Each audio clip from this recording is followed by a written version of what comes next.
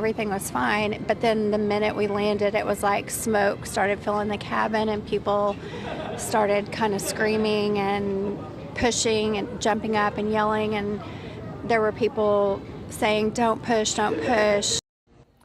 A plane landing took a frantic and scary turn. Today, we're hearing about the experience of passengers evacuated from a plane on fire at a gate at DIA.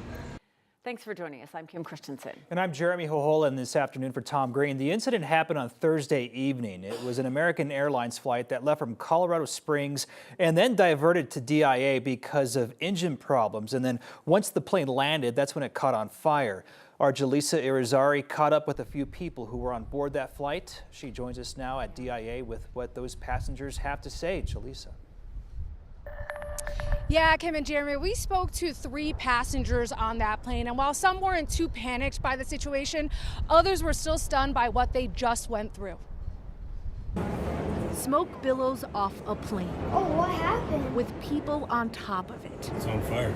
A sight many did not expect to see. Yeah, very, very surreal. And Ingrid Hibbets and her family didn't expect to experience. It was loud, chaotic, people very anxious and freaking out and screaming, "Get the heck out of here," and we really couldn't move very quickly. Ingrid and her family were scattered on Flight 1006, leaving from Colorado Springs, headed to Dallas. Shortly after takeoff, crews announced they were being diverted to Denver due to engine troubles. It wasn't until they landed that those problems took off. There's flames and the windows began to bubble and melt, and I honestly thought, I hope this plane doesn't explode right here. More and more people just kept exiting the left side onto the wing. Jon Johnson was there as well. Like, how do we get down? He says people were panicked as they piled off the plane. Other people were jumping down probably about 5 feet onto a basket truck. According to DIA officials, air slides were eventually deployed. 12 people were taken to the hospital with minor injuries.